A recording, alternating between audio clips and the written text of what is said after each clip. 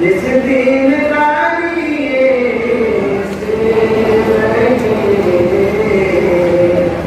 पुरुषार्थ पुरुषा इतना ही हो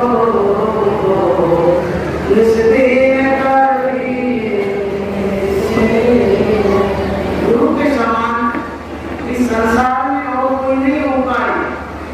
माताओं से बड़ी मोहन करे निधन पिताओं से अधिक माता से विशेष प्यार करते हैं, जुटे विशेष स्नेह करते हैं, पिता से भी बढ़कर के करते हैं, गुरु से बढ़कर के कोई नहीं होता है।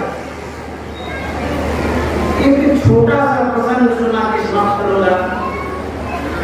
गुरुदेव महर्षि संत सेवी जी महाराज दिल्ली गए थे श्वास लाभ के लिए। गर्दन में दर्द हो गया था।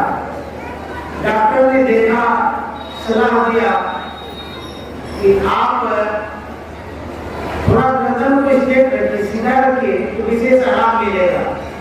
गुरुदेव ने कहा कि डॉक्टर साहब ये संभव है। डॉक्टर साहब का आश्चर्यचकित, इतनी थोड़ी सी बात, गर्दन को सीधा रखने के इसमें संभव नहीं क्या बात। डॉक्टर ने पूछा कैसा आप क्यों बोलते हैं? गुरुदेव ने कहा कि डॉक्टर साहब क्या कहेंगे, मैं जब जब गुरु महाराज की सेवा में उपस्थित होता था मेरी नजर गुरु महाराज के चरणों में होती थी, चेहरे पर नहीं होती थी। जब जब मैं उपस्थित होता था तब तक मेरी नजर चरण पर रहती थी, मैं चेहरे पर नहीं ताकता था, नहीं देखता था। ऐसी आदत बन गई कि जो गर्दन झुकी सो झुकी रह गई, दर्द छूटे या ना छूटे अब गर्दन नहीं उठ सकती। नवविवाहिता जब ससुराल में होती है कितनी विनम्रता से पेश आती है। 1 साल 2 साल तक हमारे गुरुदेव ने 40 वर्षों तक गुरु महाराज के सामने भी उपस्थित होकर के दिखाया इसी विनम्रता के साथ। यही उनकी अद्भुत गुरु भक्ति थी। श्री सद्गुरु महाराज की श्री सद्गुरु महाराज की जय। अभी आप सुन रहे थे गुरु की महिमा, किस तरह से संत सद्गुरु की सेवा महर्षि संत सेवी परमहंस महाराज की। सज्जनों, मैंने पढ़ा है श्यामाचरण मुखर्जी ने, श्यामाचरण लाहिड़ी ने अपने शिष्यों से कहा था कि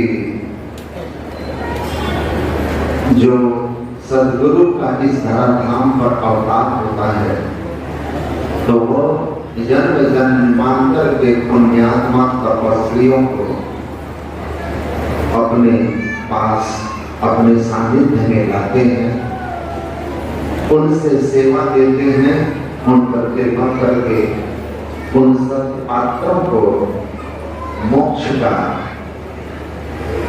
अधिकारी बनाते हैं ताकि यह गुरु शिष्य की परंपरा अनवरत आगे बढ़े। ऐसे ही हमारे सद्गुरु महाराज थे जिनके सानिध्य में जन्म जन्मांतर के योग शिष्य सेवकों की एक संघ था जो संतों को गुरु महाराज के ज्ञान को आगे ले जा रहे हैं और ले जाते रहेंगे। आइए अब मैं आमंत्रित करता हूँ स्वामी श्री नंदन बाबा आश्रम भागलपुर में तरफ करके सत्संग गुरु की कृपा से लोकोत्तर अवस्था मोक्ष को भी प्राप्त कर लेता है। तो आइए स्वामी श्री नंदन बाबा से हम लोग गुरु महाराज के इस पावन गुरु पूजा पर सुनेंगे। मंगल मूर्ति सतगुरु निरंजन सर्वधाम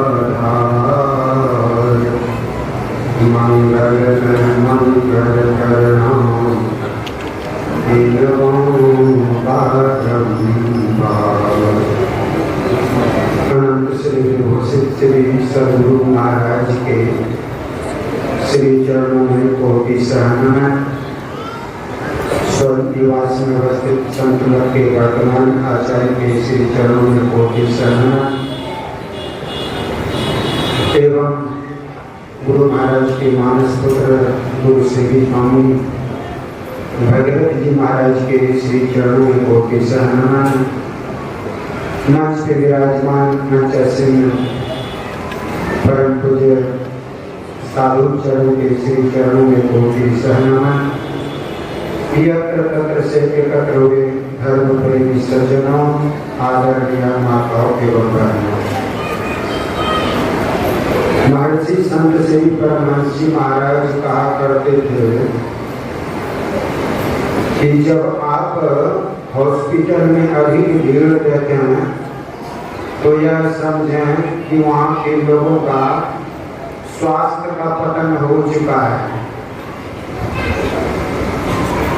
अगर आप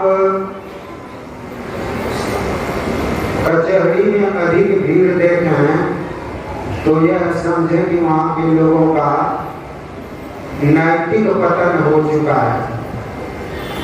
अगर आप कचहरी में अधिक भीड़ देखें, आप सिनेमा घरों में अधिक भीड़ देखें तो वहाँ के लोगों को समझें कि वहाँ का लोगों का चारित्रिक पतन हो चुका है। कचहरी में अधिक भीड़ आप देखें तो यह समझें कि वहाँ के लोगों का नैतिक पतन हो चुका है। लेकिन महर्षि में ही आश्रम कोपाघाट भागलपुर में महाराज के तपस्थली पर आशीर्वाद प्राप्त करने के लिए अधिक भीड़ देते हैं तो यह समझे कि वहाँ के लोगों का आध्यात्मिक उन्नति हो रही है।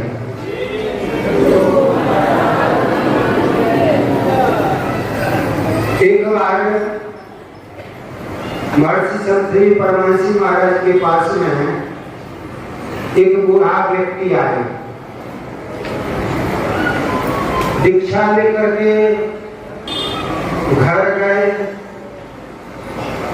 उनकी पत्नी ने पूछी कि कहाँ गए रहो?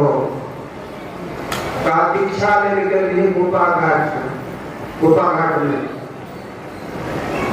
तो बूढ़ी कहती है दीक्षा हमरा धारे चाहिए, हमरा कुल में कथी ले लो,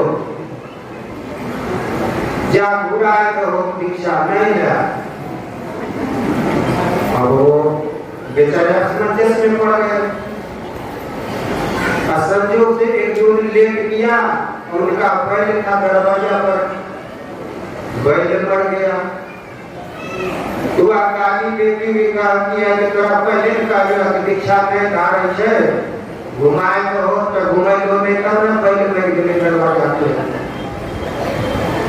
वो बेचारा पत्नी के बात मान करके आए, बुढ़ाया आदमी सीधा सबक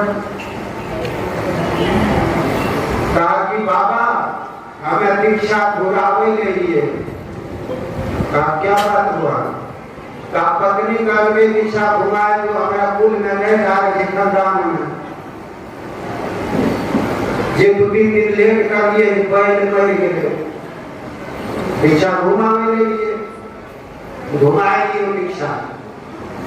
तो महर्षि संत श्री परमहंस महाराज ने कहा कि देखो तुमने दीक्षा दिया तो तुम्हारी पत्नी का कहना है कि बैल मर गया। अगर दीक्षा में घुमा लूंगा तो तुम्हारी मर जाएगी, जाकर के पूछ लो पत्नी से। वह बेचारे घूम करके घर कल पत्नी का घुमाई लो दीक्षा की भला। तो बूढ़ा बाबा कहते हैं कि बाबा काल करे कि दीक्षा ले लो तो बैल मर गया। अच्छा दीक्षा पूरे बोले तो पत्नी मर गया। वह पूछे ले लियो की करियो? तो बूढ़ी कहती नहीं आपने कोई हमारा तो दीक्षा देना तो हम नहीं चाहिए तब क्यों नहीं जे पहले से रहा हो रहा। तो संतों ने कहा रवि पंचक जाके नहीं ताई चतुर्थी नाय ते ही सब तक घेरे रहे कबहू तृतीयाना। रविवार, सोमवार, मंगल, बुध, बृहस्पति, शुक्र और शनिचर। आज कौन सा दिन है? शनिवार। ते ही सब तक घेरे रहे कबहू तृतीयाना। मंगल होने वाला नहीं है, शनिचर ग्रह जीवन में पड़ा रहेगा। इसलिए गुरु महाराज कहते हैं कि सतगुरु चरण टहले मित्र करिए नर्तन के फलिए लिए। रविवार, सोमवार, मंगल, बुध, बृहस्पति जिसके जीवन में गुरु नहीं है उसका जीवन शुरू नहीं है। फिर रविवार, सोमवार, मंगल, बुध जिसको गुरु नहीं है तो उसका बुद्धि भी सही नहीं होगी। बिरकासुर ने ओम नमः शिवाय मंत्र जप करके भगवान शिव को प्रकट किया और कहता है कि मैं जिसके सिर पर हाथ रखूंगा जल करके समाप्त हो जाए। मुक्ति मांगने की क्षमता नहीं हुई, क्योंकि गुरु भी वैसे होते हैं ना, तंत्र मंत्र यंत्र वाले। तो वहां पर कहते हैं रवि पंचक जाके नहीं ताई चतुर्थी नहीं, अर्थात बुद्धि उसकी सही नहीं होगी। अगर बुद्धि नहीं सही होगी करने का क्या करेंगे क्या, तब क्या होगा? तो देवी सब तक घेरे रहे शनिचर ग्रह हनुमान जी के सिर पर भी बैठने के लिए आया, बैठ भी गया। हनुमान राम के भक्त है ना, राम का नाम लेकर के पत्थर सिर पर रख लिया। सुख के माथे सिर पर नाम हृदय से जाए, बलिहारी का मूर्ति जो पल पल नाम बैठा। तो राम रूपी पत्थर को सिर पर रख लिया और शनिचरा ग्रह जब उस पत्थर से दबाने लगा तो चिल्लाने लगा, बचाओ बचाओ महाराज। हनुमान जी कहते बताओ तुम करते क्या करो कि जब राम का भक्त राम की भक्ति करेगा कथा कीर्तन सत्संग में और गुरु की भक्ति करने वाले के सिर पर तो नहीं बैठोगे। शनिचरा ग्रह प्रतिज्ञा करता है कि मैं गुरु की भक्ति करने वाले राम की भक्ति करने माता पिता की भक्ति करने वाले के सिर पर मैं नहीं बैठूंगा। तेरी सब तक घेरे रहे कबहू तृतीया में, अर्थात रविवार, सोमवार, मंगलवार जीवन में आने वाला नहीं है। सब बारी में ही रह जाएगा। कबहू तृतीया में, जब तक मंगल मूर्ति सदगुरु को अपने हृदय में धारण नहीं करेंगे तब तक आपका मंगल होने वाला नहीं है। इसलिए तो वहां पर पाणिनि मुनि ने भगवान शिव ने डमरू बजाया और 14 सूत्र का रचना किया। वह 14 सूत्र और इन मुनि ओमे वो चाहे बरक लगिया वाला जबर गरदस जबरदस समझ कपे ससरहल, ये 14 सूत्र से व्याकरण की उत्पत्ति हुई है। अगर आप गुरु के नाम लेंगे, मानस जब मानस ज्ञान ऋषियों नादम संधान करेंगे तो आप अंधकार से प्रकाश में चले जाएंगे, प्रकाश से शब्द में चले जाएंगे, शब्द से निशब्दम परम पदम, अर्थात गंगा से गुरु हो कि पाप सब धो वही। इसलिए गुरु ब्रह्मा गुरु विष्णु गुरु देवो महेश्वर गुरु साक्षात परब्रह्म तस्मै श्री गुरुवे नमः। इसलिए गुरु महाराज कहते अति पावन गुरु मंत्र मन ही मन जाप जपो, उपकारी गुरु रूप के मानस ध्यान रखो। देवी देव समस्त पूर्ण परम प्रभु गुरु में कर निवास कहते संत। 7 करोड़ महामंत्र है, 7 करोड़ महामंत्र में से 2 अक्षर का गुरु का मंत्र है, वह परम कल्याण करने वाला है। बोलिए प्रेम से श्री सद्गुरु महाराज की जय। रूप का अर्थ प्रकाश, गुप्त को प्रकाशित करने वाला तो गुरु कहते हैं। गुप्त क्या है? गुरु महाराज कहते हैं सर्वव्यापक अनंत परमात्मा प्रकृति के अंतर में है लेकिन अव्यक्त है और हमारे अंदर भी है, लेकिन उर्मा ही प्रभु गुप्त अंधेरा छाए है। वो परमात्मा हमारे अंदर है लेकिन अंदर होते हुए भी हमारे अंदर अंधकार है। इसलिए उस परमात्मा को हम नहीं जान पाते। गुरु गुरु कर्त प्रकाश, जो युक्ति अभी स्वामी जी बता रहे थे, साधना के 4 सोपान, वो साधना के 4 सोपान वो युक्ति गुरु बताते हैं। गुरु गुरु कर्त प्रकाश, उस युक्ति से साधना करने पर गुरु के पास से परमात्मा जो हमारे अंदर गुप्त थे वो प्रत्यक्ष हो जाते हैं हमारी आत्मदृष्टि के लिए। तो आत्मदृष्टि प्राप्त कराकर गुप्त परमात्मा को प्रकट कर देने के कारण हम उस दिव्य पुरुष को गुरु कहते हैं, सदगुरु कहते हैं। आइए हम लोग ऐसे